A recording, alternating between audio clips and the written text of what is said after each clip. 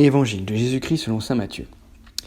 En ce temps-là, Jésus disait à ses disciples : Quand le Fils de l'homme viendra dans sa gloire, et tous les anges avec lui, alors il siégera sur son trône de gloire. Toutes les nations seront rassemblées devant lui. Il séparera les hommes les uns des autres, comme le berger sépare les brebis des boucs. Il placera les brebis à sa droite et les boucs à sa gauche.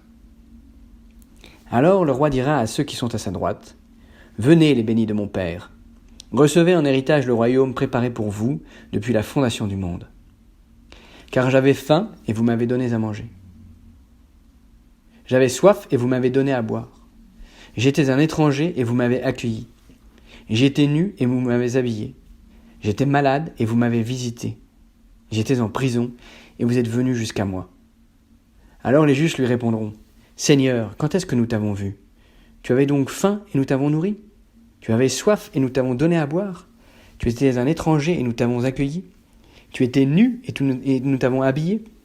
Tu étais malade ou en prison ? Comme sommes-nous venus jusqu'à toi ? Et le roi leur répondra : Amen, je vous le dis, chaque fois que vous l'avez fait à l'un de ces plus petits de mes frères, c'est à moi que vous l'avez fait. Alors il dira à ceux qui seront à sa gauche : Allez-vous-en loin de moi, vous les maudits, dans le feu éternel préparé par le diable et ses anges. Car j'avais faim et vous ne m'avez pas donné à manger. J'avais soif et vous ne m'avez pas donné à boire. J'étais un étranger et vous ne m'avez pas accueilli. J'étais nu et vous ne m'avez pas habillé. J'étais malade et en prison et vous ne m'avez pas visité. Alors ils répondront eux aussi : Seigneur, quand t'avons-nous vu avoir faim, avoir soif, être nu, étranger, malade ou en prison, sans nous mettre à ton service ? Il leur répondra : Amen, je vous le dis, chaque fois que vous ne l'avez pas fait à l'un de ces plus petits, c'est à moi que vous ne l'avez pas fait. Et ils s'en iront, ceux-ci, au châtiment éternel, et les justes à la vie éternelle.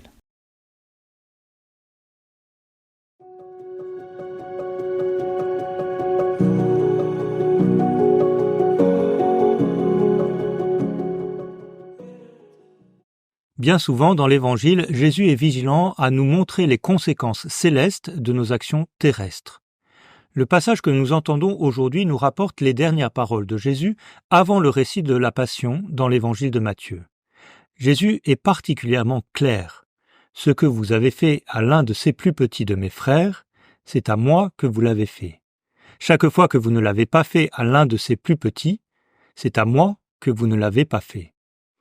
La prière, la relation personnelle avec Jésus est au cœur et au point de départ de notre vie chrétienne, c'est bien entendu. Mais elle doit être absolument inséparable de notre engagement concret auprès des plus pauvres.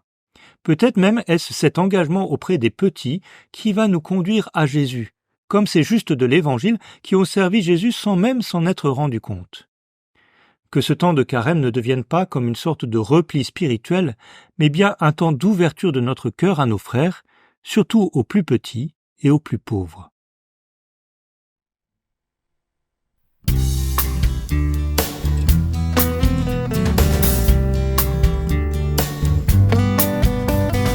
J'étais dans la nuit, dans la détresse et dans la mort. Du fond de l'abîme, j'ai crié vers toi, Seigneur. Tu m'as délivré, tu m'as guéri, tu m'as sauvé. Mon âme est en paix car tu